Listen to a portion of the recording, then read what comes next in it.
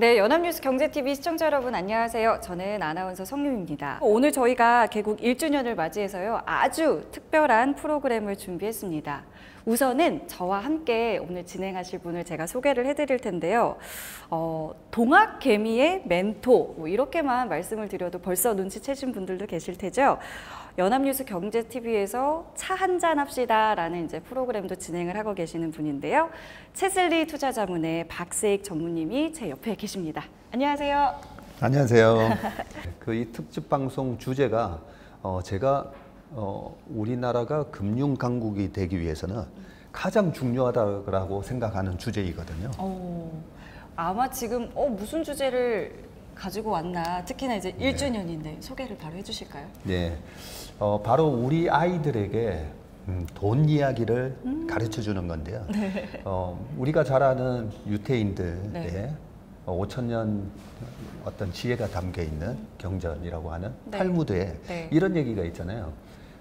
물고기를 잡아주지 말고 물고기 잡는 법을 가르쳐 주라는. 네. 우리가 우리 아이들한테 재산을 막 물려주려고 네. 너무 애써 열심히 일하시는데 그것보다는 실제로 돈의 가치와 그 소중함을 가르쳐주고 스스로 돈을 버는 방법을 깨치게 하는 것이 중요하다라고 생각을 해서 오늘은 우리 아이들에게 어떻게 이 돈을 벌고 이 네. 돈의 소중함 또 돈을 어떻게 다루는지에 대한 그런 얘기를 나눠보는 시간을 갖도록 하겠습니다.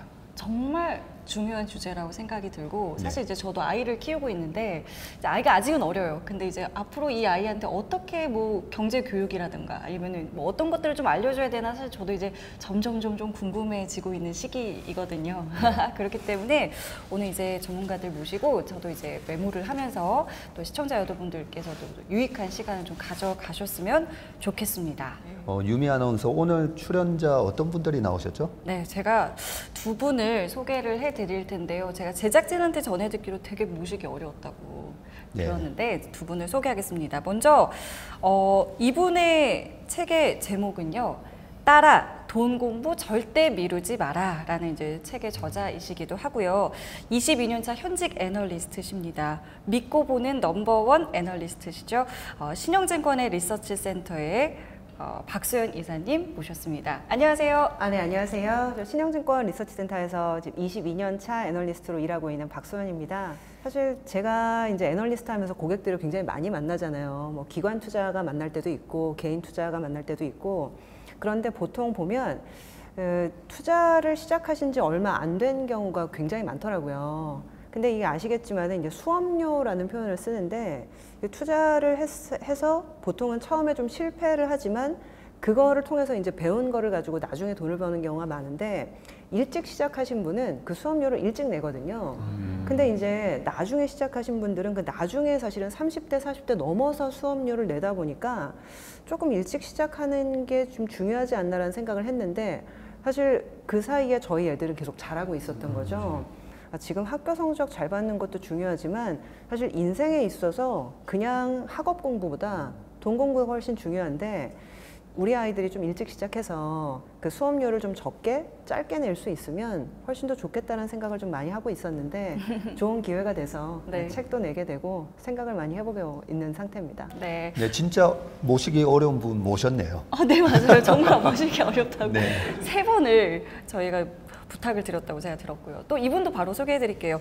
이 책은 10만 부가 넘게 팔렸다고 하죠. 아들아 돈 공부해야 된다의 저자이시고요. 25년 동안 유통업계 대기업에서 일하셨던 분이십니다. 정스토리의 정선용 대표님 나오셨습니다. 안녕하세요. 네, 안녕하세요. 정선용입니다. 너무 소개를 거창하게 해주셨는데 저는 사실은 25년 동안 여러분들 잘 아시는 그 롯데마트에서 근로자로 일을 했던 사람입니다. 그래서 네. 25년 동안 재화를 가지고서 움직였던 사람인데 퇴직하고 나니까 이 재화를 가지고 움직였던 근로자의 삶이 너무 힘들더라고요. 그래서 그 휴직한 이후에 글을 써가지고 이 썼던 글들이 아까 소개해 줬던 것처럼 아들아 돈 공부해야 한다가 베스트셀러 작가 되면서 이제 작가로 좀 살아가고 있습니다. 그래서 그 직장에서 배우지 못했던 걸 갖다 또 추가적으로 배우려고 그래서 지금 학교에 다니고 학생이기도 합니다. 외모는 학생이 아니라 교수님 코스인데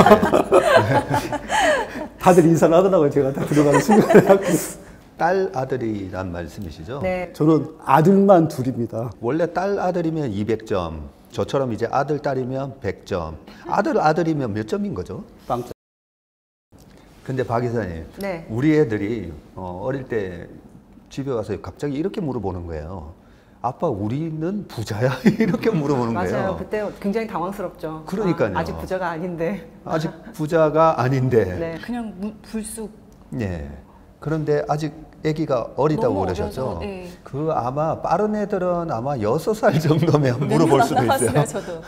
저도 정말 똑같은 당황스러운 경험이 있는데 저희 애가 초등학교 5학년 때인가 불쑥 와가지고 엄마, 우리는 은수저 정도는 되는 거야? 이렇게 물어보더라고요. 와. 그러니까 이제 그 학교에서 그런 애들이 뭐 우리는 금수저야, 은수저야, 동수저야, 너는 흑수저야 이러면서 그런 얘기들을 한 것 같더라고요. 결국에 이게 부자라는 개념을 아이들이 이렇게 순위를 세우는 거거든요. 그러니까 뭐 보통 이제 어디 경제연구소에서 나오는 개념들을 보면은 자산 규모 뭐 몇 %까지는 뭐 이게 맞아요. 부자다. 맞아요. 내지는 자산 규모가 50억 이상은 돼야 뭐 부자다. 약간 이런 식으로 순위를 매기는 개념으로 부자를 생각을 하는데 저도 생각을 해본 거죠. 그 질문을 받고 부자란 뭐지? 근데 저는 그런 생각이 좀 들더라고요.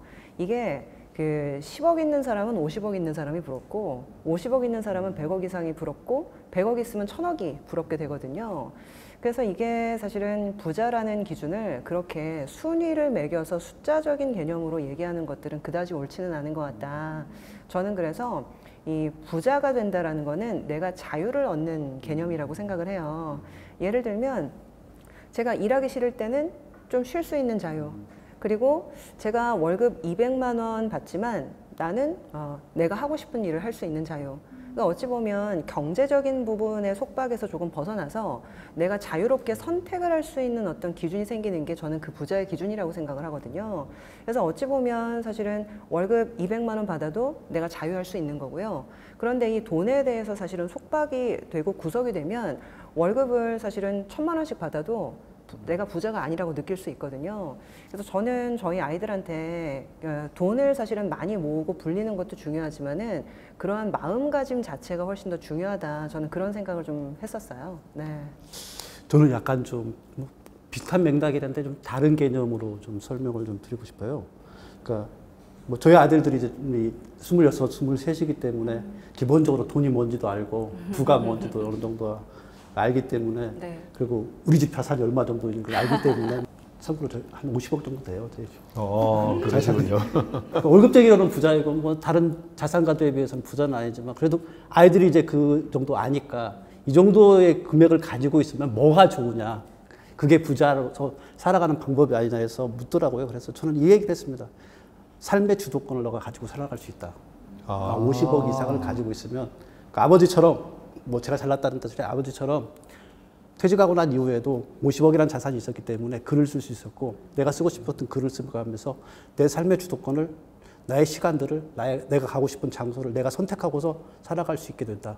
그러다 보니까 여기도 출연하게 된 거고요. 그래서 부자라는 건 그런 것 같아요. 어느 정도 기본적으로 올라갔을 경우에는 제약과 한계들이 극복할 수 있기 때문에 그렇게 해서 삶의 주도권을 살아가는 사람 이게 저는 부자라고 생각합니다. 저도 이제 돈을 만지는 직업이잖아요. 네. 박 이사님 말씀대로 약간 상대적인 개념이잖아요. 500억을 보면서 100억 있는 사람이 가난하다고 느낄 수가 있잖아요. 그쵸. 그래서 아까 말씀하신 대로 마음의 부자가 되는 게 중요하다는 생각이 들었고요. 그런 측면에서 저는 저한테 이제 사인을 해달라고 하시는 분들한테 항상 부자 되세요가 아니라 행복한 부자 되세요라고 적어요. 부자가 돼도 불행한 분들 되게 많잖아요. 그런 측면에서 어떻게 하면 내가 부를 어느 정도 저 개인적인 기준은 자존심 상하지 않을 정도 번다라는 게 저는 목표였어요. 더 많이 벌려다가 그냥 왕창 깨먹은 분들이 주변에 너무 많아요. 1000억 벌었다가 빵 되는 분들, 100억 벌었다가 빵 되는 분들 너무 많잖아요. 그게 왜 그럴까라고 보면 결국은 내가 만족하는 수준이 얼마인지에 대한 그 목표 설정이 중요한 것 같고 그리고 만족을 해야 또 지킬 수 있다라는 생각이 좀 들더라고요. 저희 아들들한테 저는 이런 얘기를 많이 하는데 이 돈을 버는 것들이 있어야 되잖아요. 그래야 부자로 올라갈 수 있고. 네. 그러니까 돈을 버는 방식이 노동을 제공하는 근로소득이 있고, 그다음에 사업을 해가지고 하는 사업소득이 있고, 그다음에 자산을 가지고 하는 자산소득이 있잖아요. 근데 대부분의 부자들은 보면은 사실은 근로소득 가지고 부자가 되는 경우가 극히 드물고, 왜냐하면 또 사업소득 가지고도 부자가 된다 하더라도 사실은 마음의 부자를 되기는 어려워요. 그리고 진정한, 그러니까 마음의 부자이면서 실질적인 생활에도 부자가 되는 경우는 자산소득을, 그러니까 보통의 자본소득을 가지고 있는 분들이 대부분 다 부자로, 이 사회에서는 지금, 그러니까 그걸 갖다 인정을 하고 살아가야 된다고 저는 생각해요. 이 자본주의, 우리 대한민국이란 자본주의, 미국이란 자본주의에서는 어느 정도 이상의 자산소득을 가지고 있지 못하면은 노동을 제거하거나 사업을 하기 위해서 위험 리스크를 제공하고서 사업을 해서 돈을 벌어야 되는 상황이기 때문에, 그래서 저는 부자라는 건 기본적으로 자산소득이 가지고서 자기 삶을 갖다 상호할 수 있는 사람들, 그래서 주도권을 가지고 살아갈 수 있는 사람들, 여기까지는 인정해주고 말을 해줘야 된다고 저는 생각을 합니다. 그러니까 너무 마음에 달려있다, 이건 이런 얘기하면 아이들한테 착한 사람이 되라, 이런 개념인 것 같아요. 자본주의 현실에 대해서 정확하게 얘기해 주는 게 저는 맞다고 생각합니다. 근데 저도 한 말씀 드리면 이게 약간 다른 의견일 수 있는데, 저는 사실은 그 말씀하시는 어떤 그런 맥락들이 요새 너무 많이 퍼져 있다 보니까 파이어족이라고 한 2, 3년 전에 얘기 많이 유행했잖아요. 네네. 그래서 빨리 나는 자산을 만들어서 나는 그만둬 버리고 날 거야. 이런 직장 내가 때려치고 말 거야. 약간 그래서 사실 극단적으로 노동소득이나 근로소득이 폄하되는 경향들이 저는 굉장히 많은 것 같더라고요. 근데 사실 그때 코로나 때 누구나 돈을 벌었었던 그 시기가 지나가고 나니까 그 파이어족이라는 얘기가 정말 너무나도 쥐도 새도 없이 사라져 버렸어요. 그러니까 실질적으로 이 근로소득이 굉장히 중요하다라는 생각들을 그때는 못했다가, 사실상 이 근로소득이라는 것들은 내가 출근해서 열심히 일만 하면 나오는 정말 고마운 돈인데, 실질적으로 저도 그런 표현을 썼었거든요. 월급 250만 원이 사실 귀중하지 않다라고 생각되던 시기가 있었지만, 그 250만 원을 치환을 해보면 내가 7억 원짜리 정말 작은 상가나 빌딩을 갖고 있는 것과 똑같은 효과를 가지고 있거든요. 네. 왜냐하면 보통은 이제 캡레이시라고 표현을 하는데, 이 4% 정도의 어떤 임대 수익률을 건물을 맞춘다라고 했을 때 7억 원, 8억 원짜리 작은 빌딩을 갖고 있으면 그거를 사실은 치환을 해서 월급으로 해보면 정확하게 250만 원이거든요. 근데 일반적으로는 그 월급을 사실 굉장히 좀 폄하하는 이제 그런 어떤 시대적인 풍조가 있다 보니까 내 월급은 굉장히 작고 내지는 보잘것없고 나는 빨리 때려치는 게 맞고 약간 이런 생각들을 많이 했던 것 같은데, 저는 그래서 어찌 보면 균형적인 감각이 굉장히 중요한 것 같아요.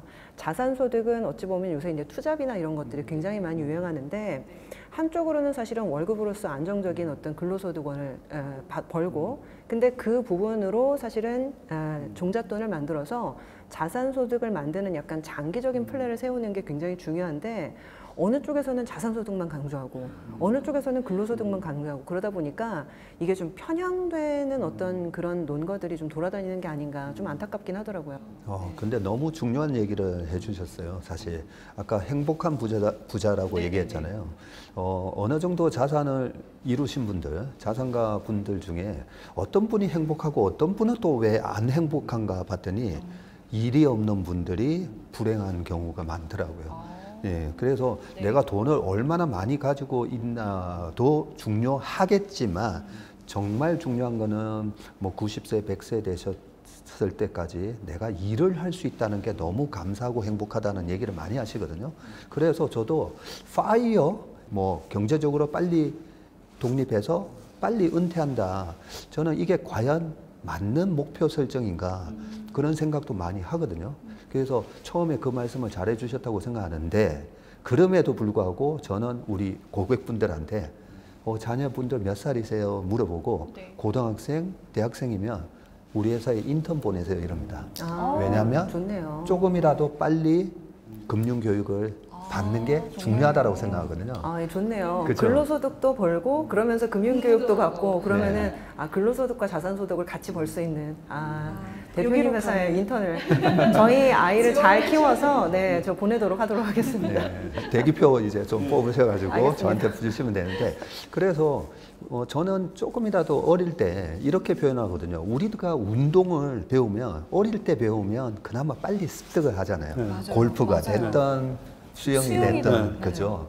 그래서 저는 금융도 마찬가지라고 생각하거든요. 저는 그 돈이라는 건 경제적 언어라는 생각을 가져요. 그러니까 말도 어렸을 때 배웠고, 그렇죠. 외국어 같은 경우 어렸을 때 외국어를 배운 사람들이 습득이 빠르잖아요. 똑같은 것 같아요. 이 경제의 언어인 돈을 어렸을 때 배웠을 때 훨씬 더 모국어처럼 잘 사용할 수 있다고 생각하기 때문에 어렸을 때 가르쳐 주는 게 맞다고 생각해요. 그리고 돈은 경제적 언어다. 이 개념을 명확하게 알고 있었으면 좋겠어요. 우리가 말과 글을 배우듯이 돈에 대해서 배워야 되는데 사실 배우지 않는 분들이, 그러니까 자녀들한테 가르치지 않는 분들은 많은 것 같아요. 제가 정말 뒤통수를 세게 맞았던 그 옛날의 경험 때문에 그 경험을 사실은 제가 아끼는 사람이면 다시는 하지 말라 이렇게 얘기를 해주고 싶거든요. 그러니까 뭐 제가 책에도 썼었는데 어떤 에피소드가 있었냐면 저희 아빠도 교육열이 되게 높으신 분이라서 대치동에서 사실 초등학교 때부터 계속 컸어요. 근데 이제 제가 그 책에 보시게 되면 저희 어머님이 이제 20살 때 돌아가셨거든요. 그 어머님이 사실은 돌아가신 흔적, 엄마가 쓰던 방, 엄마가 쓰던 가구 이런 것들이 다 남아있고 제가 또 동생이 셋이거든요. 네. 엄마가 돌아가셨을 때 제 막내 동생이 초등학교 5학년이었어요. 그러다 보니까 이제 엄마가 돌아가신 그 집에서 계속 사는 게 너무 힘든 거예요, 심적으로. 그래서 이제 이사를 가고 싶다라는 생각이 굉장히 많았는데 제가 동네를 지나가다가 부동산을 딱 봤는데 그때가 2001년도인가 2년도였어요. 정확하게 기억은 안 나는데. 근데 아시겠지만 대한민국 부동산이 바닥을 찍고 정말 머리를 들기 시작했던 그 시점이 정확하게 2001년도였거든요. 근데 저는 그때 경제 공부를 하나도 하지 않은 상황이기 때문에 제가 항상 기억했던 우리 집의 아파트 가격은 2억 7천에서 3억 정도였거든요. 근데 갑자기 3억 3천이 붙어 있더라고요. 그래가지고 깜짝 놀라가지고 아빠 우리 집이 3억 3천이 됐어. 그랬더니 그래? 하고서 그냥 지나가시더라고요. 네. 근데 제가 한 달인가 두 달 있다가 지나가는데 저희 집이 3억 7천, 8천에 붙어 있는 거예요. 깜짝 놀랐죠. 그럼 바닥에서 20% 이상 오른 거니까. 그래가지고 저는 사실 어린 마음에 이사도 가고 싶었던 마음이 있었는데 아빠한테 이 김에 팔고 가는 게 어떻겠느냐. 근데 이제 아빠도 약간 혹한 거죠. 그래서 가격이 많이 올랐으니까. 그래가지고 한 몇 개월 더 지났더니 4억 5천에 팔리기 시작을 하는 거예요. 그래서 저희 아빠가 4억 5천에 내놨는데 3일 만에 전화가 와서 바로 계약금 입금하겠다. 그래가지고 그 당시 이제 아빠는 뭔가 너무 빨리 이렇게 입질이 오니까 불안하셔가지고 그러면 4억 7천 주면 내가 팔겠다. 그랬는데 10분 만에 입금이 왔어요. 그래가지고 이제 저희는 완전 우리가 대박이다. 집을 너무 잘 팔았다라고 하고서 저희는 신나서 이사 준비를 하고 있는데 아시겠지만 이제 그 아파트가 지금은 뭐 25억 이상 하는 아파트가 됐고요. 이사 가신 지역을 또 이사는 제가 일산으로 갔는데 제가 이제 일산으로 갔다고 어디 방송에서 얘기하니까 그 댓글에 또 그런 안 돼! 멈춰! 막 이런 댓글이 엄청 있더라고요. 사실 일산으로 가니까 넓은 평수에 굉장히 편안하게 살았어요. 그래서 정서적으로도 굉장히 안정이 되고 근데 신문을 보면서 시세표를 확인할 때마다 왠지 서로에게 미안한 마음이 드는 거죠. 그때 제가 아빠한테 집이 올랐다라는 그 사실을 얘기하지 않았다면 그 증시 격언에 추세는 달나라까지 간다 그런 얘기가 있어요. 그래서 이제 추세가 한번 가기 시작하면은 어디까지 갈지 알 수가 없다 뭐 그런 얘기인데요. 사실 저는 그때 뼈저리게 느꼈던 거죠. 그러니까 한번 사실은 가격이 움직이기 시작을 하고 시장이 움직이기 시작을 하면 상상도 못하는 지점까지 갈 수 있다는 것들을 제가 그때 처음 깨달은 거예요. 그래서 내가 경제 공부나 내지는 환율이나 금리나 여러 가지 이런 재반 변수들을 미리 공부했었다면 실수를 하지 않고 그때 좀 더 견딜 수 있지 않았을까. 일반적으로는 이런 경험을 하신 분들이 경제 공부를 열심히 하세요. 근데 이러한 뒤통수를 맞는 경험을 안 하고도 경제 공부를 하는 게 가장 좋은 거거든요. 그래서 저는 사실 뭐 여러 가지 이제 돈 공부가 중요하다, 여러 가지 계기가 있어야 된다, 뭐 이런 얘기를 하지만은 저처럼 뒤통수를 맞는 경험을 하시기 전에 돈 공부를 하시는 게 가장 바람직하다. 그럼 세 분의 말씀을 종합해 보면 일단 일찍 시작하는 게 좋은 것 같긴 해요. 그래서 세 분께서는 그러면 각 자녀분들께 뭐 돈 공부 좀 일찍부터 좀 가르치셨는지. 근데 어찌 보면 사실은 고등학교가 어른 되기 전에 마지막으로 교과서로 경제를 처음 접할 수 있는 첫 시기거든요. 그래서 저는 기왕이면 고등학교 정도 되면 신문 사설이나 신문을 읽고 이해할 수 있는 능력이 생기기도 하고 어찌 보면 경제 공부하면 시험도 잘 볼 수 있습니다. 네, 수능 점수에도 도움이 될 수 있고. 네. 그래서 저는 사실 저희 아이가 이제 고1인데 내년도 이제 과목을 결정해야 되는 시기인데 경제를 하길 바라면서 제가 아침마다 출근하기 전에 밥을 차려놓고 그 식탁이 있으면은 왼쪽에다가 신문을 이제 헤드라인별로 이렇게 해가지고 놓고 나오거든요. 아, 근데 저는 당연히 경제를 선택하는 게 어떻겠니? 근데 절대 안 한다는 거예요. 일단 표점도 안 좋고 어렵기 때문에 내가 점수 잘 받을 자신이 없다.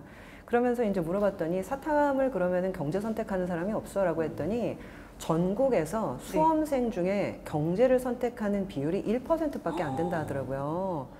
저는 그 수능에서 사실은 그렇게까지 적게 선택을 받는 과목인지 몰랐거든요. 제 얘기 들으면 깜짝 놀라겠는데 그러면요. 전 생후 한 생후? 2년 정도, 그러니까 24개월? 저희 아이랑 지금 거의 네, 비슷한. 비슷하실 것 같은데 네. 좀 그때부터 해야 된다는 생각을. 왜냐면요, 그 유아들의 발달 단계에 보면 언어를 배우기 시작하는 게 10개월부터 이제 언어를 배우기 시작하고요. 24개월 되면 무슨 개념이 생기냐면 소유 개념이 생겨요. 내 거. 내 거야. 내 거야. 맞아요. 그래서 아마 집에서 막 내 거 막 내 거야. 이거 내 거야 있어요. 못 건드리게 하고 하잖아요. 네. 이게 뭐냐면 소유 개념이에요. 경제의 가장 기본은 뭐냐면 소유 개념부터 시작되거든요. 이거 돈을 가리키는 문제가 아니라 소유 개념을 언제부터 가느냐. 그때 이 소유 개념에 대해서 명확하게 아 이거면 네 거면은 만약에 핸드폰을 요즘 많이 보려고 하잖아요. 네. 엄마 거 뺏으려고 그러면 엄마 거 이 핸드폰은 이건 엄마 거기 때문에 네가 이걸 보려고 그러면 나한테 사용해 가려면 너가 나한테 이쁜 짓을 해야 돼. 이런 식의 소유에 대한 개념들을 정확하게 가르쳐 주는 것부터 시작한 게 저는 경제교육이라고 생각하기 때문에 24개월부터 지금 하셔야 될 것 같은데. 그러네요. 오늘부터. 이때부터 하기 시작하면은 그때부터 이제 소유에 대한 개념이 잡히고 나면 그 다음은 무슨 개념이 잡히냐면 재화의 사용에 대한 가치 이런 부분들을 알기 시작해요. 네. 핸드폰, 그렇지 않으면 뭐 펜으로 쓰는 거 이런 사용 가치들을 알기 시작하면 그때부터 이걸 사용 가치를 돈으로 얼마를 매겨야 되느냐 그렇게 해서 서서히 이렇게 갖춰가다 보면은 아이들의 경제 개념, 돈의 개념들이 붙어가기 때문에 그래서 저는 생후 24개월부터 하라고 합니다. 근데 저희 아들들한테 못했어요. 손자들은 24개월부터 돈과 경제 교육을 아마 시키라고 저는 얘기하고 싶습니다. 이런 어떤 방법들을 선진국이 많이 쓰는 것 같아요.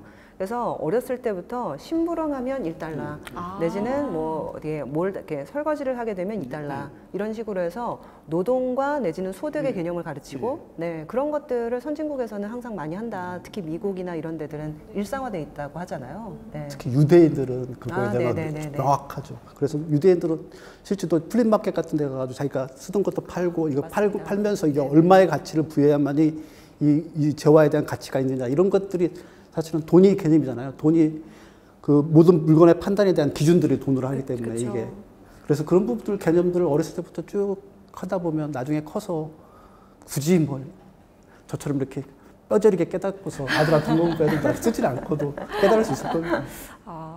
저 같은 경우에는 간접 경험이 되게 중요한 것 같아요.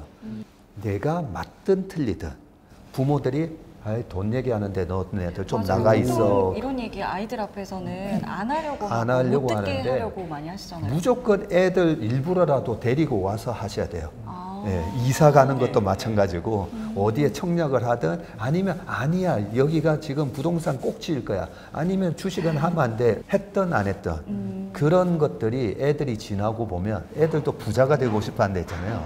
우리 부모는 이래서 그때 돈을 벌었구나 아니면 우리 부모가 그때 잘못된 판단을 해서 우리는 돈을 못 벌었구나. 이사님의 경우가 좀 비슷해요. 네. 그래서 저는 무조건 애들 있는 데서 경제와 관련된 걸 얘기하라는 거고요. 저희 어머니가 가게 하셨어요.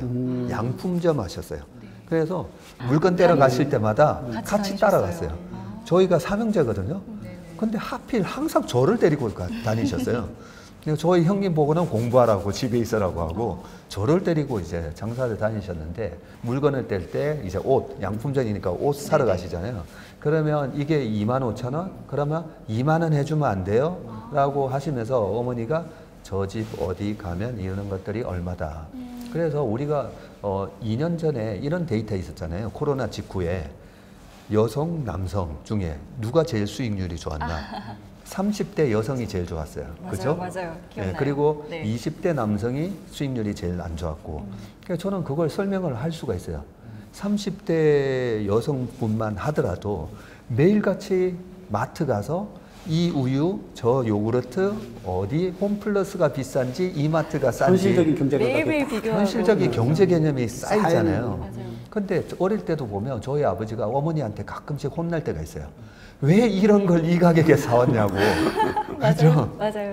그렇기 때문에 우리가 물건을 사는 것에부터 비교하고 가치 분석을 하듯이 네. 그런 걸 많이 한 게 쓸데없어 보이지만은 그게 하나의 저는 경제 개념이라고 생각하거든요. 주식, 부동산 마찬가지잖아요. 이게 싼지 비싼지에 대한 판단부터 들어가야 되는데 실패한 투자자의 대부분이 보면 그게 좋아? 맞아요. 거기가 좋아? 거기가 좋아하면서 막 사다 보니까 실패하는 거잖아요. 맞아요. 그런 측면에서 저는 우리 아이들이 있는 데서 경제에 대한 의사결정은 하시고 마트나 어디나 물건 살 때도 애들한테 시켜서 물건을 사보게도 하고 팔아보게도 하는 그게 진짜 실질적인 경제 교육이라고 생각해요. 여기다 한 가지만 제가 더 덧붙인다 그러면 요즘은 실물의 돈을 사용하지 않잖아요, 애들이. 또 카드 쓰는 카드 쓰고 온라인 클릭만 하면 다 되기 때문에 그러니까 돈의 감각이 되게 떨어져요, 애들이 보면. 맞아요. 그럴 수 있겠네요. 그러니까 지갑에서 이렇게 꺼내야. 지갑에서 꺼내면서 뭐 없어지는 써보시다 보면 카드 쓸 때하고 현금 쓸 때하고 많이 느낌이 다르죠. 다르잖아요. 그쵸. 그러니까 아이들한테 그런 감각들을 키워줘야 되는데 사실 카드로 하고 귀찮으니까 엄마가 알아서 사올게 이렇게 하다 보면 아이들이 그 지출 관리하고 그래서 돈의 가치를 알고 네, 맞아요. 재화의 가치를 아는 부분들 그리고 돈의 가치를 아는 부분들에 대해서 모르기 때문에 실물의 돈을 꼭 사용했으면 좋겠어요. 어렸을 때부터. 그것도 좋은 조언이신 것 예, 같아요. 카드사에 다니시는 그 아버지가 아들한테 카드를 만들어준다고 해서 절대로 안 된다고 그랬어요. 아들한테는 무조건 현금의 돈을 사용하게 하라. 어렸을 때부터. 어렸을 때부터 실질적으로 경험을 해본 사람들이 그러니까 자본주의 시스템에 대해서 경험한 사람과 경험 안 한 사람의 차이가 저는 마트에 있었기 때문에 극명하게 보여요. 와서 물건 하나 사는 것도 다르고 그다음에 걔네들이 가서 저축을 해본 사람하고 안 해본 사람은 지금 금융을 바라보고 있는 시각 자체도 완전히 차이가 커요. 그래서 자기 이름으로 통장을 만들면 부모님이 넣는 게 아니라 지가 가서 현실적으로 경험하면 그 경험이 몸 안에 쌓이거든요. 통장이 찍혀있는 거 보면서 올라가는 거, 그다음에 이자가 붙는 거, 이게 결국은 다 금융교육이거든요. 그래서 그 부분들은 실물의 통장을 만드는 거, 실물의 돈을 사용하는 거, 이 부분들은 교육의 필수인 것 같아요. 그 방법을 말씀하셨는데 저는 두 분의 책에서 그러면 이것부터 시작해야 된다 그런 게 있을 것 같은데 일단 이게 뭐 여러 가지가 있는데요. 보통은 이제 경제 공부해야 된다라고 하면 뭐 금리는 뭐야, 환율은 뭐야, 인플레이션은 뭐야. 제 책에도 그런 게 써 있어요.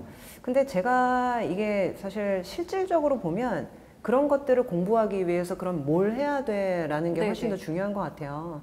저는 사실은 또 리서치 센터에 있으면서 이제 주식을 오래 하다 보니까 사실 이게 뻔한 얘기 같지만은 이게 모든 경제 변수들은 결국에는 기업 가치를 결정하기 위해서 사실은 존재한다라는 생각을 저는 많이 하거든요.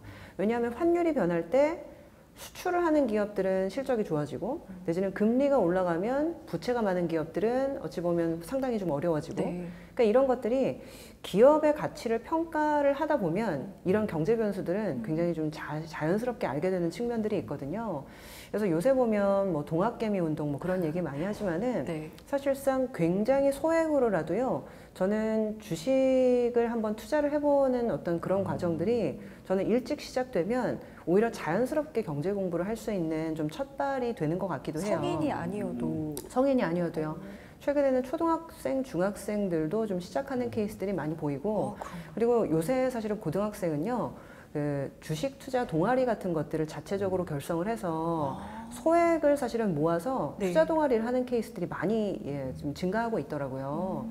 근데 한 고등학생 정도 되면 어느 정도 경제 개념도 생겼고 그리고 이제 자신이 스스로 통제할 수 있는 어떤 그런 능력도 좀 생겼기 때문에 저는 소액으로 사실은 이 주식 투자를 해보는 것들이 어느 정도 좀 출발점에는 도움이 될 수 있다. 그런 생각을 저는 많이 하게 돼요. 네.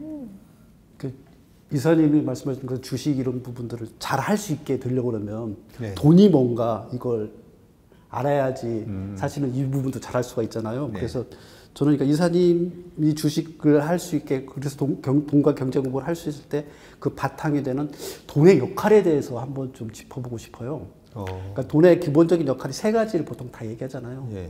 그 보통 물건을 갖다가 살 때 물건을 교환할 수 있는 교환의 매개체 역할을 하는 게 첫 번째 부분이고, 두 번째는 어떤 물건에 만약에 이게 컵이 있다면 이 컵이 뭐 1,000원, 2,000원 해가지고 가치 판단의 기준이 되는 거고, 세 번째 부분이 돈을 쌓아놓고 있으면 나중에 가치를 갖다 살 수 있는 교환의 가치를 가지고 있는 거잖아요. 그래서 가치를 저장한다는 이 세 가지 의미가 돈에 있잖아요.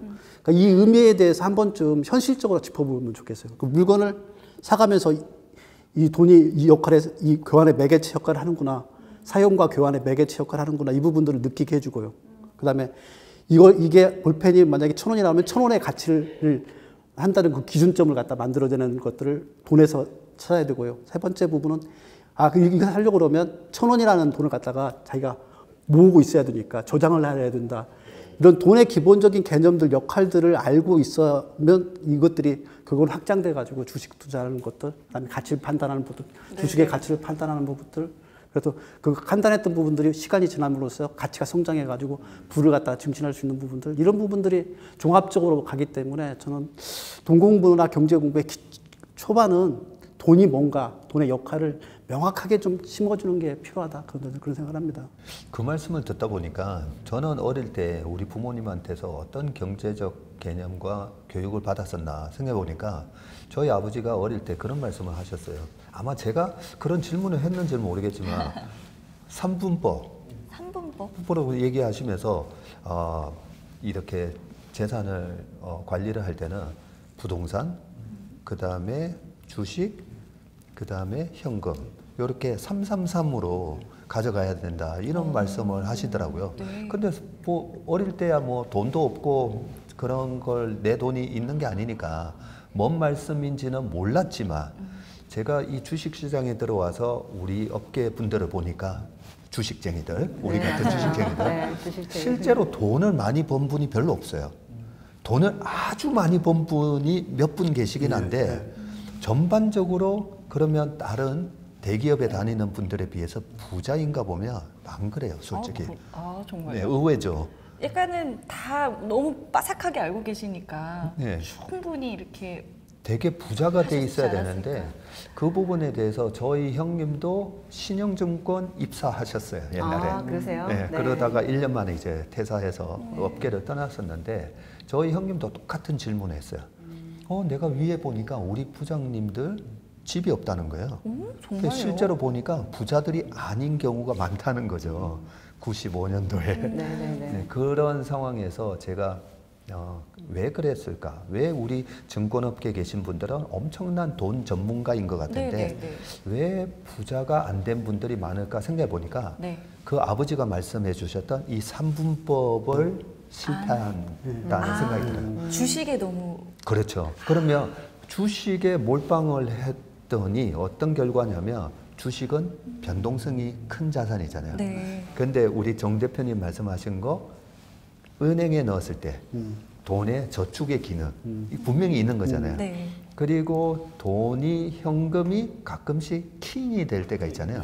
인플레이션 때문에 우리는 돈이 자꾸만 이제 트래쉬가 된다, 쓰레기가 된다라고만 생각하고 있지 가끔씩 그 저축한 돈으로 자산을, 변동성이 심한 자산을 싸게 살 수 있는 기회가 코로나 때도 왔었고 작년에도 왔었잖아요. 그렇죠? 맞아요. 그렇게 많은 분들이 좋아하시는 엔비디아 뭐 340불 하다가 뭐 110불까지 떨어졌고 테슬라 400불 하다가 100불 갔고 그랬을 때 그걸 뭘로 살 수 있느냐?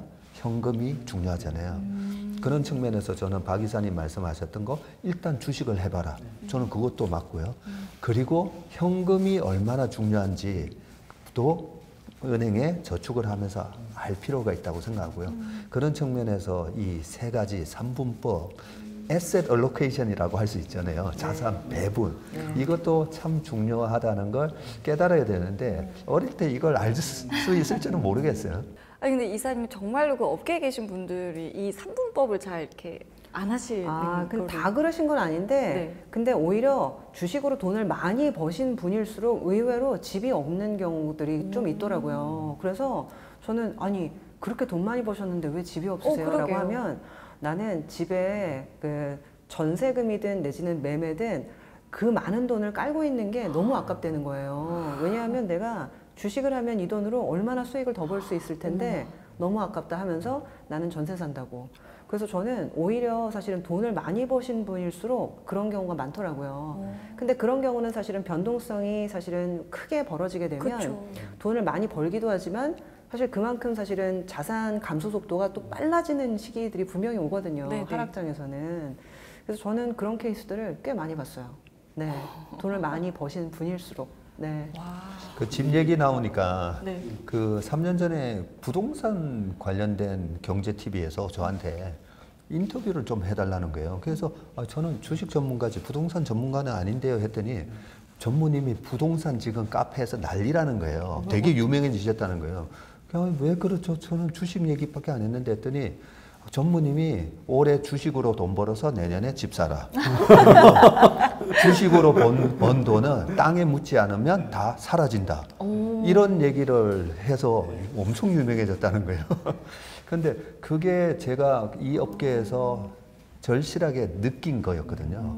우리 업계 분들이 왜 그렇게 집이 없을까? 근데 아니 주식으로 투자하면 수익률이 훨씬 높은데 훨씬 더 빨리 돈을 벌 수 있는데 이 생각 때문에 계속 주식에 대한 재투자를 하시는데 정말 성공하신 분들도 계시긴 한데 네. 아까처럼 벌었다가 왕창 깨먹는 경우를 너무 많이 봤다는 거죠. 그래서 변동성이 심한 자산을 변동성이 낮은 자산으로 옮겨가야 예금이나 부동산으로 옮기지 않으면 진짜 없어지는 걸 너무 많이 봤어요. 그러니까 이게 그 저희 쪽으로 보면 이제 재테크 개념인데요. 재테크 개념이 있는 사람과 없는 사람들이 이제 저도 회사 생활하다 보면 차이가 극명하게 나요. 그러니까 임원까지 올라온 사람들 중에 재테크 개념 없는 사람과 밑에 대리급으로 있는데도 재테크 개념 있는 사람이 지금 불을 넣고 보면 자산 차이가 극명하게 나요. 저희 이제 계열사에 이제 그 건설사가 있잖아요. 건설사에 뭐 임원들은 집을 하나도 안 샀는데 거기에 현장으로 떠들었던 그 대리급 이런 분들은 갈 때마다 그 옆에다 한 채씩 샀던 사람들. 그래서 뭐 지금 자산이 오히려 임원보다 더 많아요. 그러니까 그런 식으로 그 자산에 산물 놓고 그다음에 주식에 산물 넣고 현금에 산물 넣고 현금이라면 어쩌면 근로소득이잖아요. 이 소득 중에 일부를 그쪽으로 계속 옮기는 작업들을 하는 그런 재테크를 한 사람들은 부를 좀 쌓아가는데 그렇지 못한 사람은 극명하게 저희 쪽에서도 보면 직장 생활하는 사람들도 많이 나타나요. 우리가 재테크에 대한 관심이 되게 많잖아요. 네. 그러면서 주식시장에도 뭐 지금 계좌가 1,400만 계좌, 삼성전자만 이제 600만 주주가 됐었는데, 네. 근데 제가 보면서 마음이 약간 불안한 게 너무 공격하는 법만 배우려고 하는 게 아닌가. 주식 투자도 분명히 저는 공격과 수비를 해야 될 때가 있잖아요. 네, 그런 측면에서 리스크 관리법 없이 너무 돈을 버는 법, 뭐 이런 얘기만 하는 경우가 있을 때는 좀 불안하거든요. 우리가 아이들한테 돈 공부를 가르칠 때 리스크 관리 이런 얘기도 책에 써져 있습니까? 네, 그러니까 이게 결국에는 이제 돈 공부를 할 때 뭐를 주의해야 되냐, 뭐 이런 거 많이 저한테도 물어보시거든요. 근데 저는요, 가장 주의해야 될 거는 내 마음을 주의해야 된다. 저는 그렇게 얘기를 하거든요. 네. 그러니까 이게 어떤 분들이 보통 이제 돈 공부할 때 보통 서점 가가지고 최근 어떤 게 베스트셀러지, 어떤 게 잘 팔리지 하면서 책 먼저 찾아보시는데 정말 제가 주식시장에서 뵀던 고수분들은 불경을 읽으시는 경우가 많다고 하더라고요. 그러니까 이제 불경하면은 사실은 나무아미탑을 관세음보살 하면서 이게 도가 어떻고 세상 사리가 어떻고 이치가 어떻고 근데 그런 것들을 읽으면서 내 마음을 다스리는 작업을 하는 거예요. 이게 이제 주식이든 코인이든 부동산이든 가격이 급등할 때는 이게 정말 계속 갈 것 같고 나만 벼락거지 되는 것 같고 그러면서 내 마음을 다스리지 못할 때 반드시 실수가 나오거든요. 근데 어찌 보면 한 걸음 떨어져서 지금 현상을 객관적으로 보고 그리고 나의 현상을 객관적으로 봤을 때는 실수할 수 있는 확률이 떨어지는데 당장 사실은 그런 것들을 못하는 경우가 훨씬 더 많은 것 같아요. 그래서 그거를 요새 FOMO라고 해서 Fear of Missing Out. 그래서 결국 나만 기회를 놓칠 것 같은 그런 불안감. 그래서 저는 사실은 뭐 불경까지는 안 읽으시더라도 내 마음을 주의해야 된다. 네, 저는 그런 얘기 많이 드려요. 네. 저 같은 경우에는 그 돈이라는 게 이제 저희한테 개인한테 올 때 5단계를 거쳐서 보통 오잖아요. 그러니까 돈이 버는 소득이 있을 거고, 이걸 쓰게 되는 자기 생활비로 쓰게 되는 지출이 있을 거고, 이 지출하고 남은 것들을 갖다 쌓아가는 저축이 있을 거고, 또 자기 돈만으로 안 되니까 남의 돈을 빌려서 대출해가지고 대출해서 종잣돈을 만들고 이 종잣돈을 갖다가 투자해서 돈으로 돈을 불리는 이런 이 5가지 통로가 있는데, 이 통로 중에 저는 2가지 통로는 자기가 통제 가능한 통로인 것 같아요. 저축하고 지출 관리는 저게 통제 가능한데, 네. 그걸 흔히 말하는 이제 경제적 용어로 독립변수가 되는 거고요. 나머지 것들은 다 종속변수라 다른 영향들에 의해서 다 흔들리잖아요. 그래서 자기가 관리가 가능한 사실은 지출과 저축에 대해서, 그러니까 독립변수에 대해서 자기가 통제하는 것들을 저는 강조를 해요. 그래서 제가 가장 강조하는 게 전략이고 저축이고 적금이고 이런 부분들을 강조하는 이유가 네가 통제 가능한 것들을 해라. 그런 의미입니다. 그래서 저는 재테크할 때 가장 많이 해주는 얘기가 전략과 적금, 그래서 종잣돈을 만들어라. 이런 얘기를 많이 해주고 그 점이 가장 제가 강조하고 주의를 주는 점입니다. 두 분 얘기를 듣다 보니까 유튜브를 보고 저를 찾아온 2 청년이 있었어요. 정말요? 네, 둘 다 이제 20대 청년이었는데 네. 여러 가지 엄청나게 이 재테크에 대한 공부를 많이 했어요. 많이 했는데 그 2 청년이 작년에 똑같이 둘 다 오링 당했어요. 다 투자금을 다 날렸어요. 근데 다 날렸는데 둘 다 코인을 하다가 날렸어요.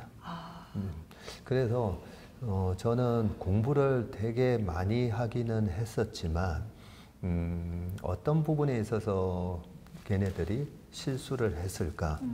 코인이라고 해서 코인도 보면 또 우상향 많이 했었잖아요. 비트코인 같은 경우에도 그렇죠. 많이 올랐는데 네. 2가지 정면에서 실패를 했다고 보는데 포모 현상, 네, 그 포모 현상에서 높을 때 들어갔다는 점. 또 2번째는 우리가 재테크를 할 때 가장 저는 중요한 게 핵심 우량 자산부터 사는 습관을 길러야 된다고 보거든요. 주식이 보면 확률적으로 돈을 잃기가 힘들어요. 왜냐하면 연평균 5에서 10%씩 꾸준히 상승을 하거든요. 우리나라 코스피, 미국의 S&P 500 보면 50년 내내 계속 올라요. 근데 보통은 다 잃는다. 잃잖아요. 주식하면 잃는다. 그래서 왜 잃냐면 첫 번째 좋은 자산을 사서도 포모 현상에 너무 비쌀 때 사서 그리고 포모 현상 때문에 지금이라도 팔고 나와야 되는 거 아니야 하면서 밑에서 또 팔잖아요. 정작 싸졌는데 그래서 이 밸류에이션 개념이 없을 때 위에서 사고 밑에서 팔고 이걸 반복하게 되고요. 네. 그 유명한 피터 린치의 마젤란 펀드에 가입을 했던 투자자들이 돈을 못 벌었다고 하는 이유가 마젤란 펀드가 14년 동안 연평균 29.2% 수익을 냈거든요. 네. 29.2%면 그냥 가만히 냅둬서 뭐 부자 됐잖아요. 그쵸. 그런데도 위에서 사고 밑에서 팔고 이걸 반복을 했는데 또 2번째가 하나가 뭐냐면 하이 리스크 하이 리턴 그죠? 그냥 아유 삼성전자로 어떻게 부자가 돼요? 언제 부자가 돼요? 네, 언제 부자가 돼요? 하면서 그러면서 반짝반짝거리는 그런 주식들 쫓아 사고 코인도 마찬가지더라고요. 코인도 뭐 이상한 코인 되게 많더라고요. 그런 걸 사는데 그게 바로 내가 자산을 어떤 자산을 선택할 건가에 대한 그런 부분이 중요한데 그래서 저는 저희 아이들 고등학교 1학년 때 주식을 한 50종목을 쫙 다 사줬어요. 계좌에. 어머. 네, 계좌에 사줬는데 네네. 뭐 돈 얼마 안 되니까 네네. 한 주씩. 하지만 우리나라 1등 기업만 다 사줬어요. 각 분야에 1등이 있잖아요. 네네. 제과하면 제과, 자동차면 자동차, 게임이면 게임 해가지고 1등 기업을 다 사줬는데 3년 전에는 코로나 때는 아빠 이 주식은 왜 마이너스 80%야? 자동차 부품 회사 중에 좀 좋은 회사였는데 뭐 당연히 그랬겠죠. 그리고 와 네이버 카카오는 또 많이 올랐네 하면서 그때부터 그 한 주씩 갖고 있는 계좌를 보면서 이제 궁금증을 가지더라고요. 궁금증을 가졌는데 거기서 이제 자산의 가치가 어떻게 올라가는지, 인플레이션을 해치할 수 있냐 없냐, 그다음에 경쟁 구도잖아요. 이 회사만 할 수 있는 거냐 아니면 그쵸. 다른 경쟁자들이 많아지고 중국에서 더 싸게 만드는 회사들이 많아지는지, 그런 걸 설명하고, 와, JYP는 많이 올랐네? 그런 거예요. 알잖아요, 애들이. JYP 소속의 아이돌을.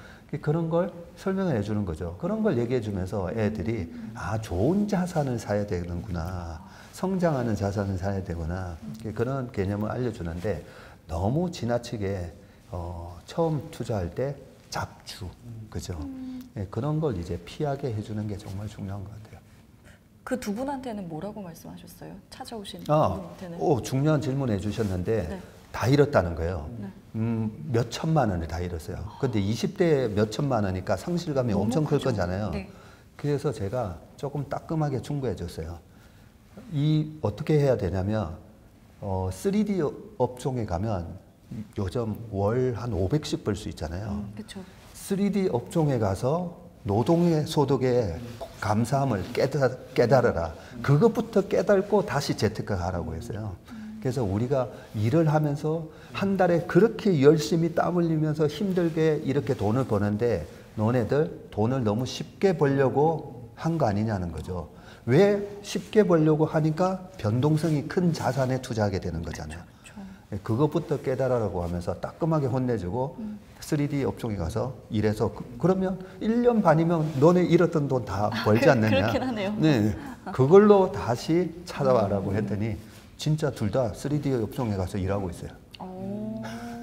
앞으로 또 어떤 이야기를 그 두 분이 하실지 궁금하네요.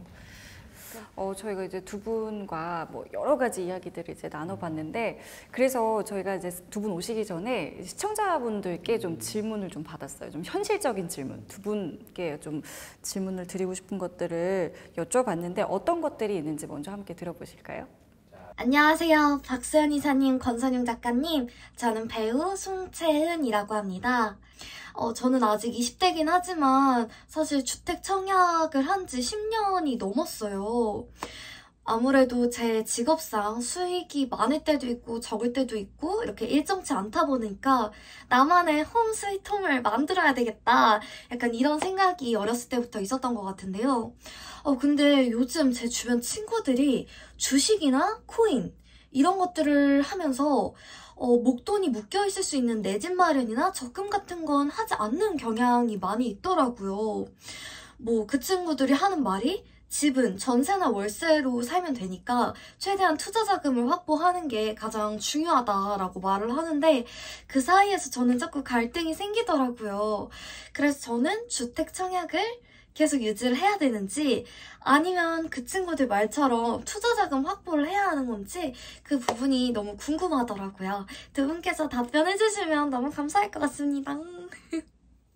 첫 번째 질문은, 그러니까 내 집 마련을 꼭 해야 되느냐. 집값이 너무 비싸잖아요. 사실 제 주변에도 이 집을 꼭 마련을 해야 되는 거냐라는 이제 걱정을 좀 갖고 있는 이제 지인들이 많긴 하는데, 두 분 생각이 좀 어떤지 궁금해요. 저 그런 분이라고 그러면 저는 딱 이 얘기를 해주고 싶어요. 계속 청약을 부어서 가급적 빠른 시일 내에 자기 집은 마련하라고 저는 얘기해주고 싶어요. 왜 그러냐면요. 이 근로소득을 제가 뭐 폄하해서 이런 얘기를 하는 게 아니라 근로소득에는 한계점이 있어요.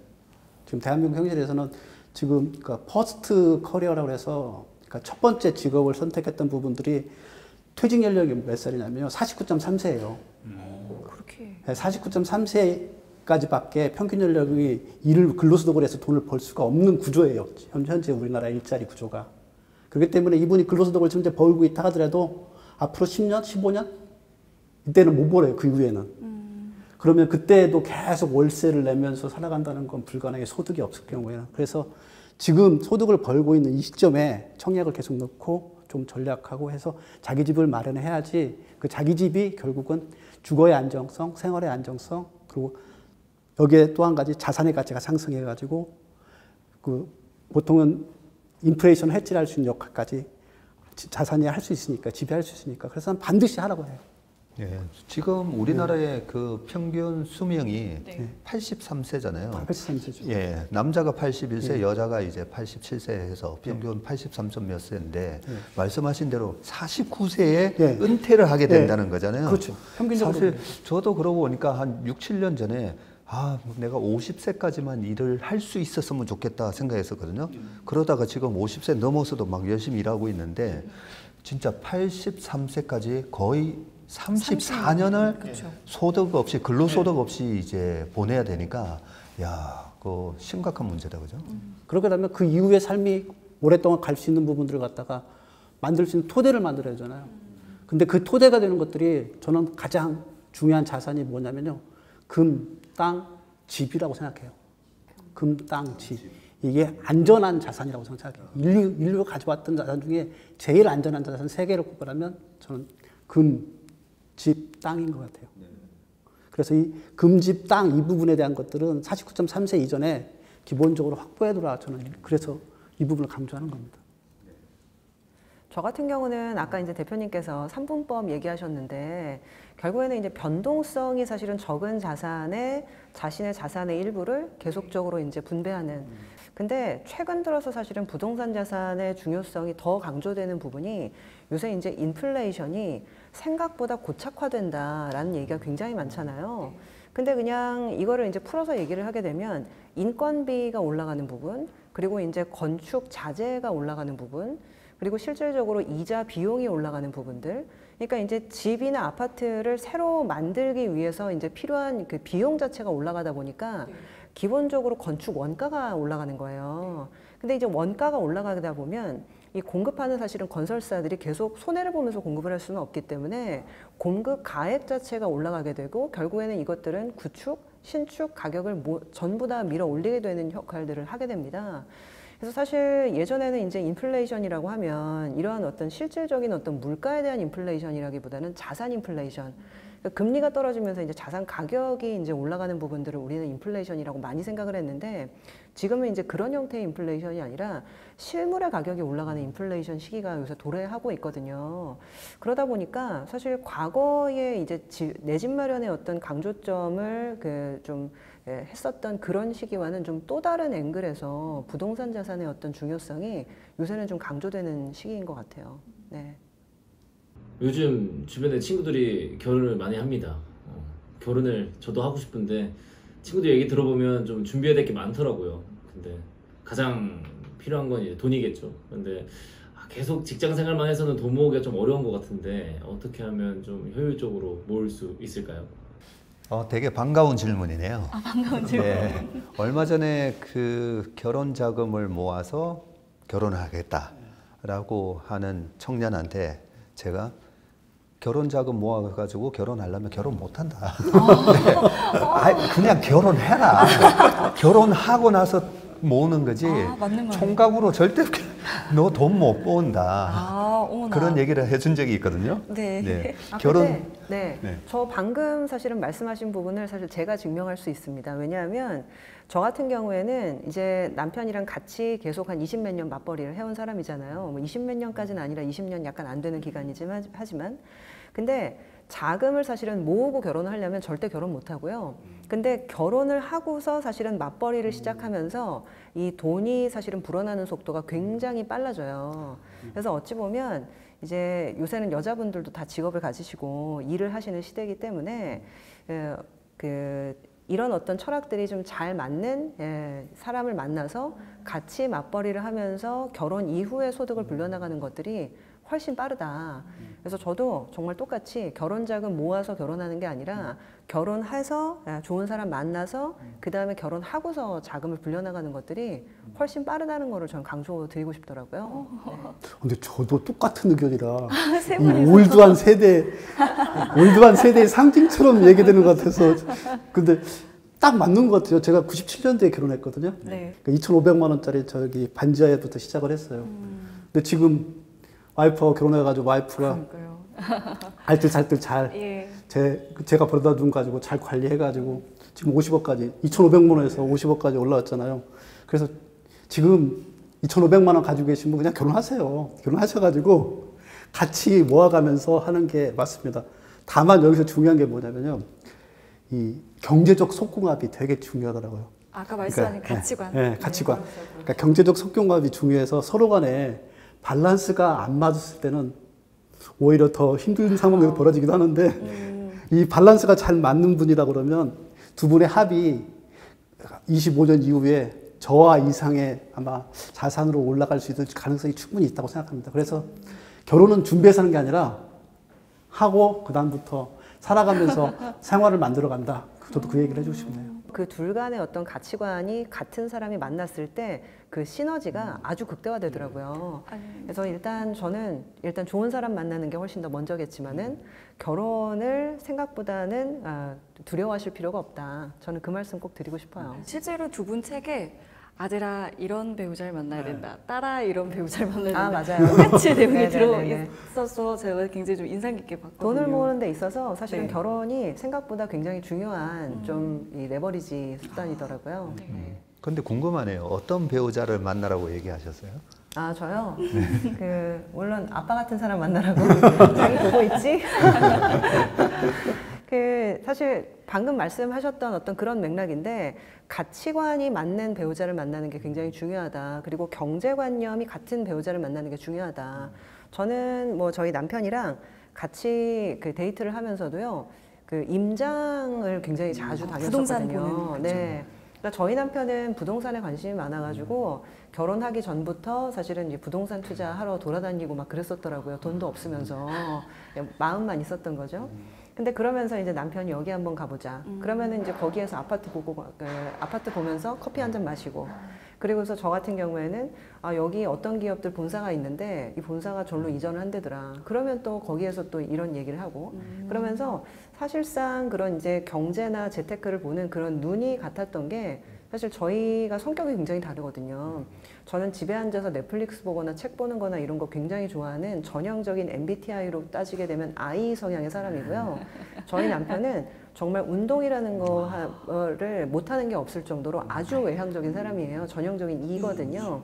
근데 그럼에도 불구하고 사실 지금까지 같이 잘 만나서 살고 있는 거는 그런 경제적인 어떤 맥락 내지는 생각 이런 것들이 좀 비슷한 부분이 상당히 많아요. 그래서 결혼은 사실은 교집합이 중요하다. 뭐 그런 얘기 굉장히 많이 하는데 다른 부분이 분명히 있지만 사실은 그 겹치는 부분에서의 공통점이 잘 맞았던 것 같아요. 네. 저는 이제 아들만 둘이라서 아들 둘한테 이런 여자를 만나라고 그러면서 얘기했던 게 3명의 대상을 얘기를 했어요. 첫 번째 분은 복부인 같은 여자. 그러니까 복부인 그러면 뭐 70년대, 80년대 땅 투기해가지고 자산을 증식했던 사람들 해서 약간 폄하하는 분들이 많은데 사실은 복부인들이 재테크의 개념이 대한민국에서 제일 좋은 분들인 것 같아요. 그러니까 길 따라서 땅의 가치가 올라간다는 걸 그분들은 알고 계시잖아요. 그래서 경부고속도로 옆으로 다 땅 샀고요. 그다음에 강 따라서 강남에 땅을 사고 했던 것들을 쫓아가면서 뭐 그분들 중에 뭐 중학교도 안 나오시고 고등학교도 안 나오신 분들 많은데 그분들이 사실은 경제 감각이 뛰어나서 그런 투자 감각들을 갖다가 키웠기 때문에 그래서 우리 아들들을 만나면 그런 복부인 같이 경제 감각이 있는 여자를 만났으면 좋겠고 두 번째는 제가 인디언 무당 같은 여자를 만나라고 얘기했었어요. 인디언 무당들이 그러니까 인디언들은 무당이 여자예요. 근데 그 모든 의사결정을 무당한테 물어본다고 하더라고요. 추장이 하는 게 아니라 추장은 그냥 상징적인 사람이고 무당들의 의사결정을 다 한다고 하더라고요. 심지어는 전쟁마저도 하라 말하는 걸 갖다 무당들의 결정했는데 그게 바로 뭐 어떻게 보면 지혜가 있기 때문에 그러는 것 같아요. 그 삶의 지혜들이 그분들이 많아서 그래서 너가 만나면 지혜로운 여자, 좀 무당 같은 여자를 만나라고 했고요. 세 번째 이것 때문에 논란이 좀 많았는데 이영자 같은 여자를 만나라. 네? 제가 왜 그 개그맨 이영자 같은 여자를 만나라고 했냐면요. 이영자가 음식을 먹으면 그렇게 맛있게 먹더라고요. 그러니까 음식의 맛을 안다는 얘기는 저는 더 나아가면서 인생의 맛을 아는 여자라고 생각을 했어요. 그래서 인생의 맛을 아는 여자, 이런 여자하고 결혼했으면 좋겠다. 그래서 복이 있고 지롭고 그다음에 인생의 맛을 아는 여자, 이런 여자하고 결혼했으면 좋겠다. 제가 인생의 맛을 아는 남자예요. 엄청 잘 먹거든요. 지금 이 나이에도 항상 공깃밥을 하나 추가시켜 먹어요. 우리 나이 때는 공깃밥 약간 반을 덜어서 먹잖아요. 근데 저는 항상 추가해서 먹는데 저희 아이들한테 아들, 딸이잖아요. 저는 어떻게 얘기를 하냐면 아들한테는 허영심 많은 여자는 절대 피하라고 얘기를 합니다. 아무리 많이 벌으면 뭐예요? 제가 가만히 보니까 허영심이 많으면 아무리 벌어도 당신 우리 500억 가야 되고 1000억 가야 되고 끝도 없다는 생각이 들더라고요. 그래서 허영심 많은 여자 피해라. 그리고 저희 딸한테는 술버릇 나쁜 남자는 피해라 라고 얘기합니다. 그것도 남자가 다 이렇게 경제적 개념이 없어서 돈을 못 벌어도 여자가 잘 할 수가 있잖아요. 재테크를 해서 잘 할 수가 있는데 술버릇 나쁜 남자는 아주 큰 리스크가 있잖아요. 그래서 저는 아이들한테 허영심 많은 여자 피하고 술버릇 나쁜 남자 피해라. 허영심 많은 남자도 피해야 됩니다. 그래요? 네, 남자들도 허영심이 많은 케이스가 너무 많기 때문에 네. 보통 여자들은 가방으로 사치한다고 하는데 남자들은 차로 사치한다라고 하기 때문에 가방과 차는 사실은 금액 차원에서는 엄청나게 차이가 있기 그러네요. 때문에 저희끼리는 친구랑 모이면은요 여자의 사치보다 남자의 사치가 훨씬 더 무섭다 뭐 그런 얘기 많이 해요. 오늘 여러 가지 얘기들을 지금 저희가 나누고 있는데 그럼 두 분께서는 이렇게 자녀분들한테 이 돈에 대해서 어떤 좀 마음가짐을 가져라 이런 조언을 좀 해주시는지 그 부분도 좀 듣고 싶은데요. 제가 최근 유튜브를 보니까 추성훈 씨가 그런 얘기를 하셨더라고요. 80%만 해라. 그러니까 이게 이제 어떤 얘기냐면 100%를 다 하려고 하잖아요. 그리고 100%를 하라고 이제 강요도 하고. 근데 사실상 이게 100%를 하다 보면 지쳐서 금방 그만두게 돼요. 근데 이제 돈 공부를 하고 내지는 재테크를 하다 보면 마음대로 안 되는 사실은 시기가 훨씬 더 길거든요. 그리고 내가 예측한 대로 시장이 안 가는 경우가 훨씬 많고. 근데 그럴 때 사실상 한 템포 좀 느리게 가더라도 길게 보고 80%의 에너지로 길게 가는 게 훨씬 중요한데 일반적으로는 100%의 에너지로 짧게 가려고 해요. 그래서 사실 저는 80%의 에너지로 루틴을 갖고 길게 가는 게 훨씬 더 중요하다. 그래서 저는 사실 책에서도 그런 말씀을 썼었는데 너만의 루틴을 만드는 게 굉장히 중요하다. 그리고 그 루틴을 만들었을 때 지속성이 있게 오래 가져가는 게 굉장히 중요하다라고 저는 얘기를 하거든요. 그래서 이제 돈 공부나 사실은 재테크에 있어서도요, 하나의 어떤 루틴을 만들고 그리고 그것들을 오래 지속하는 것들이 생각보다 중요하다. 왜냐하면 시장이 내 맘대로 움직이지 않기 때문에. 네. 저는 그렇게 많이 얘기를 하고 있어요. 네. 저는 이제 젊었을 때 이상하게 거대한 놈들 있잖아요. 뭔가 막 혁명을 가지고 뭔가를 해낼 거라는 이런 생각들이 제가 머릿속에 많았었어요. 근데 우리 아들도 약간 비슷한 것 같아요. 그래서 우리 아들들이 그런 생각에 빠지지 않도록 제가 해주는 얘기는 인생 별거 없다. 근데 이 별거 없는 것들을 매일 반복하다 보면 이게 어느 순간에 이 별거 없는 것들이 별처럼 환하게 빛난다. 이런 얘기를 해줘요. 그래서 이 부분들이 아마 돈 공부나 재테크 공부 이 모든 거에 기본 바탕이 되는 것 같아요. 너무 큰 걸 바라거나 하는 게 아니라 작은 것들을 하나하나 매일매일 반복해서 실천해 가는 것. 그것들이 어느 순간에 가면 별처럼 환하게 나를 갖다가 빛내주게 할 거다. 뭐 예로 하나 든다고 그러면 저는 이제 글쓰기가 그 대표적인 예인 것 같아요. 매일 조금씩 써왔던 것들이 결국은 그렇게 해서 한 25년이 쌓이다 보니까 퇴직하고 난 다음에 글을 냈는데 갑자기 뭐 베스트셀러 작가. 네. 그러니까 별처럼 빛나게 됐던 거죠. 네. 마찬가지로 별거 없는 것들 그걸 반복해서 해라. 이런 얘기를 애들한테 해주고 있습니다. 저는 되게 중요한 질문이라고 생각해요. 우리가 마인드를 어떻게 가져가는가인데 100세 일기에 그 김영석 교수님 있잖아요. 예. 김영석 교수님의 칼럼을 읽다가 1월 1일 칼럼이었는데 새해 복 많이 받으세요라고 인사를 하는데 굉장히 위험한 얘기를 하는 거죠. 그 무슨 말씀을 하시냐면 인격을 갖추지 못한 자에게 행운은 재앙이다라는 말씀을 하세요. 그러면서 이제 로또 당첨된 사람들이 왜 다 망했냐는 거죠. 그런 여러 가지 예를 드는데 우리 업계도 있잖아요. 그렇죠? 그래서 돈을 우리가 어떻게 벌고 어떻게 우리가 부자로 사는가 굉장히 중요하지만 그 전에 인격을 갖추지 못하면 그 부는 오히려 재앙으로 돌아온다는 거죠. 그래서 저희 집에는 두 가지 마인드가 있어요. 저희 책상 바로 앞에 마음을 다스리는 거래 보면 그렇게 돼 있죠. 복은 검소함에서 나온다라고. 저는 검소하지 못한 부자는 절대 부가 지속될 수 없다라고 생각을 해요. 그리고 오늘 저희 딸하고 이제 카톡을 했는데 네. 딸이 자기가 인턴을 하고 있는 조직에서 뭔가 착한 일을 했다는 거예요. 그래서 너무 잘했다. 네. 왜냐하면 착한 일을 하는 사람은 내가 뭔가 희생을 당한다고 생각하잖아요. 맞아요. 그런데 사람들은 착한 사람하고 비즈니스를 계속 하고 싶어 한다는 거죠. 우리가 우리 조직에서 어떤 모임에서 저 사람은 너무 개인주의적이야, 너무 영악해. 그러면 같이 뭔가를 안 하려고 한다는 거죠. 그게 이제 로버트 엑슬러드 교수라는 분이 쓰신 협력의 진화, The Evolution of Cooperation이라고 그 책에 보면 정확히 착한 사람이 왜 성공하게 되는지에 대한 과학적인 증명이 있어요. 그 책을 이제 또 딸한테 소개해주면서 이걸 읽어보면 거기에 왜 착한 사람이 성공할 수밖에 없는지 나온다는 거죠.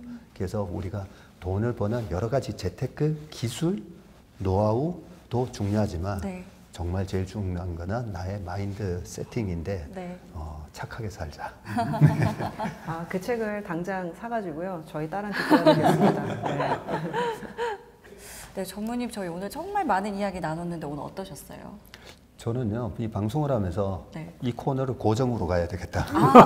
저랑 같은 생각하셨어요. 아, 그런 생각이 드네요. 사실 이게 저희가 이제 자녀들 이야기를 하려고 사실 모였는데 마인드 얘기는 아마 모든 분들이 좀 공감하시는 이야기가 아닐까라는 생각을 해서 저희가 정말 많이 배웠습니다. 오늘 방송이 아마 우리 시청자분들한테도 많은 도움이 되었을 것 같은데요. 네, 연합뉴스 경제TV 개국 1주년 특집 방송 이렇게 저희가 마칠 시간이 다가왔습니다. 연합인포맥스가 만드는 연합뉴스 경제TV 앞으로도 정성을 다해서 저희 시청자 여러분들께 정직한 데이터 그리고 중립적인 분석으로 시장을 해석하는 틀을 제안해 드리도록 하겠습니다. 시청해 주신 여러분 감사드리겠습니다.